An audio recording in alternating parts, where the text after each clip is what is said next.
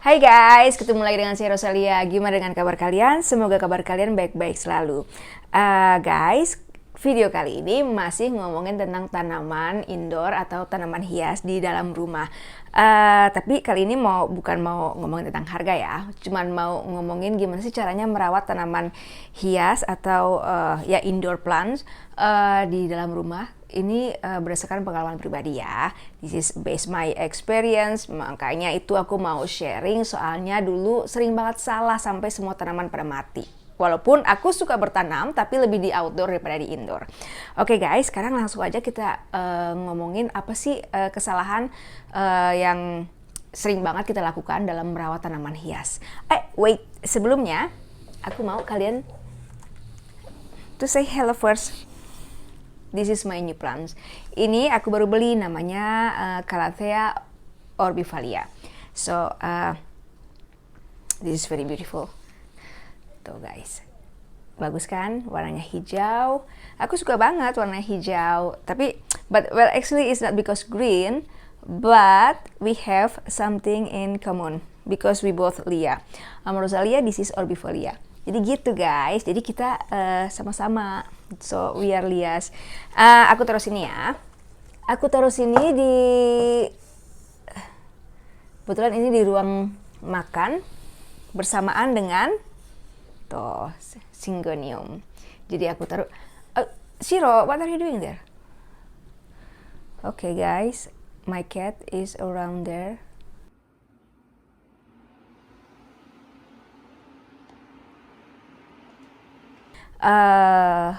My God, my cat is make me nervous. Shiro, don't stay there, por favor.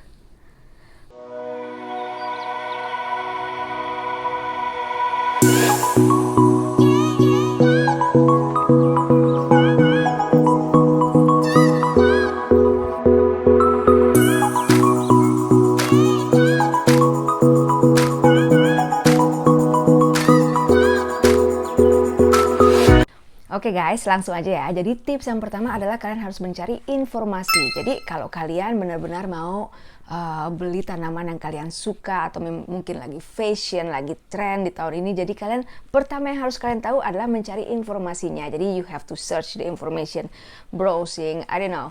Pokoknya harus cari informasi dulu. Misalnya kalau kalian pengen banget nih punya tanaman monster Addisoni, jadi kalian harus tahu gimana sih cara merawatnya. Jadi kalau kalian sudah tahu cara merawatnya, pas kalian beli, jadi kalian sudah sudah tahu cara merawatnya. Makanya itu cari informasi itu penting banget gitu guys. Jadi selain nggak buang-buang duit, kalian juga nggak bakal bikin tanaman kalian jadi mati. Kan kasihan kan, udah buang-buang duit terus tanamannya mati. Jadi yang pertama adalah mencari informasi. Yang kedua adalah watering atau penyiraman. Ini juga sering banget, aku sering banget melakukan kesalahan maksudnya. Jadi terlalu terobsesi, pokoknya tanaman itu harus disiram. Padahal nggak semua tanaman itu harus disiram setiap hari, apalagi tanaman hias di dalam rumah. Jadi kalian bisa cek aja lewat jari kalian. Misalnya kalau tanahnya masih lembab, berarti dia masih oke lah, belum membutuhkan air. Atau kalian bisa cek langsung, misalnya kayak gini nih, kalian bisa lihat, tuh, misalnya kalian bisa lihat, ini misalnya kering banget, berarti ini udah butuh banget air. Dieffenbachia, di sini ada informasinya, cuman disiram seminggu sekali. Tapi kalau misalnya musim dingin, mungkin aku cuman nyiramnya 2 minggu sekali, karena tanahnya jadi lembab. Gitu guys. Jadi penyiraman juga harus kalian perhatikan, dan nggak semua tanaman itu harus disiram setiap hari, apalagi tanaman hias dalam rumah.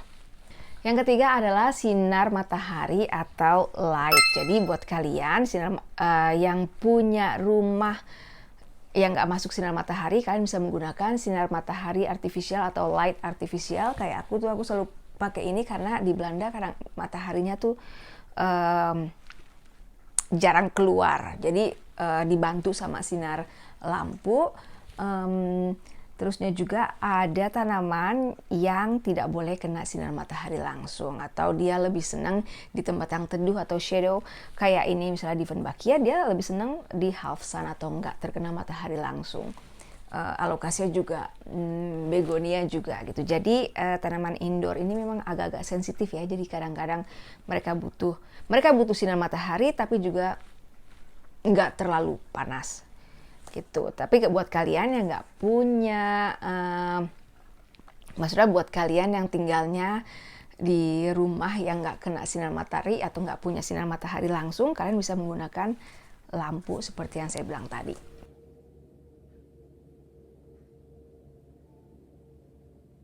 Yang keempat adalah repotting atau pemindahan tanaman ke pot yang baru. Sebenarnya guys, nah ini kalau di Eropa, tapi kalau di Indonesia aku nggak tahu media soilnya atau media tanamnya itu pakai apa. Jadi kalau misalnya baru beli dari gardennya, dari toko tanamannya itu, sebenarnya jangan langsung dipindahin ke pot baru. Biarin aja dulu di nursery potnya sampai 3 atau 6 bulan. Nanti setelah mereka udah terbiasa baru kalian pindahin ke pot barunya gitu. Jadi biarin aja, mereka juga bahagia kok di nursery potnya ini. Tapi kalau misalnya butuh banget dipindahin, misalnya kayak ini, ngomongin lagi si lili ini juga kan, ini berkembangnya cepat banget nih. Jadi nanti aku mau pindahin ke pot yang baru gitu. Additional juga kalau mau beli pot itu kalian harus lihat sistem drainasinya. Jadi pot itu penting banget yang ada lubangnya ya sini. Pokoknya jangan beli pot yang yang lubangnya itu sedikit atau nggak besar, atau pot yang menyimpan air. Soalnya kalau pot yang ada kan pot yang bisa menyimpan air gitu, itu pot itu bisa bikin akar jadi busuk. Jadi lebih baik kalian pilih pot yang seperti ini. Tuh, ada lubangnya, jadi kalau kalian siram, kalian bisa langsung, airnya bisa langsung ke bawah.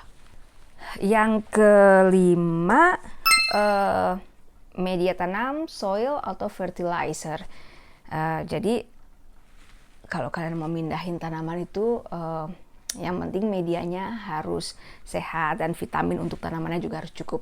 Dan juga kalau aku untuk fertilizernya aku pakai yang cair, dan aku gunain ini jadi aku gunain fertilizer fertilizer cair. Aku gunain untuk semua tanaman di dalam rumah, satu ini aja. Jadi aku pakai kalau musim panasnya seminggu sekali, kalau musim dingin kayak sekarang itu belum benar-benar musim panas, aku pakainya 2 minggu sekali. Aku gunain fertilizer untuk semua tanaman yang ada di dalam rumah. Kayak gitu.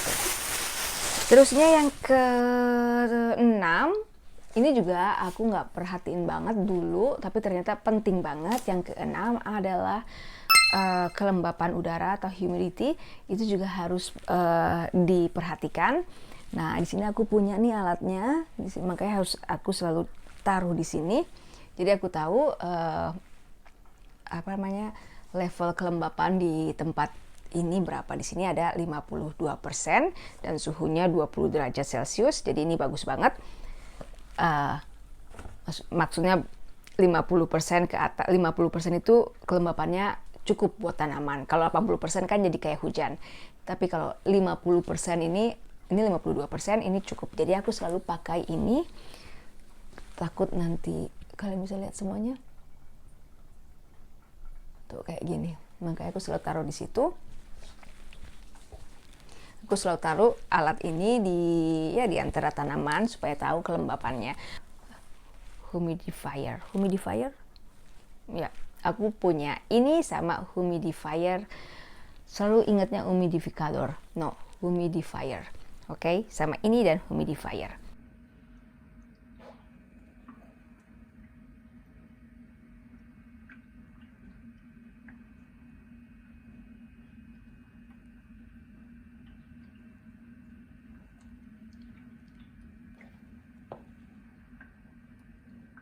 Nah, ini yang terakhir, yang terakhir aja eksperimen. Jadi buat kalian jangan takut untuk bereksperimen.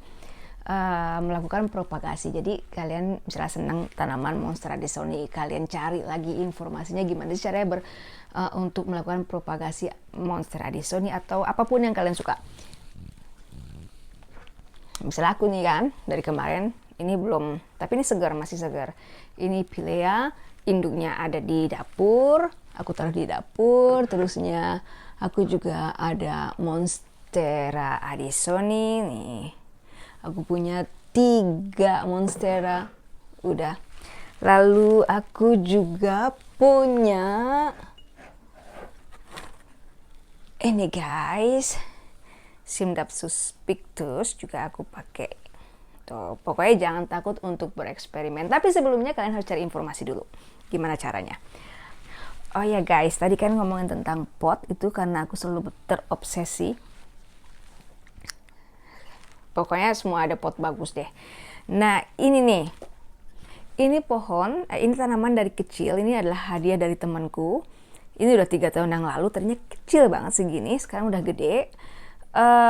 Aku taruh di pot yang nggak ada lubangnya, jadi untuk drainasinya juga nggak bisa. Jadi setiap hari nih karena terobsesi juga, jadi seminggu sekali. Padahal tadi aku baru bilang kalau musim dingin itu mungkin 2 minggu sekali juga cukup untuk di watering, disiram. Tapi karena terobsesi jadi seminggu sekali. Jadi ini air, ini pot berat banget nih isinya air gitu. Tapi ini tanamannya hidup dia.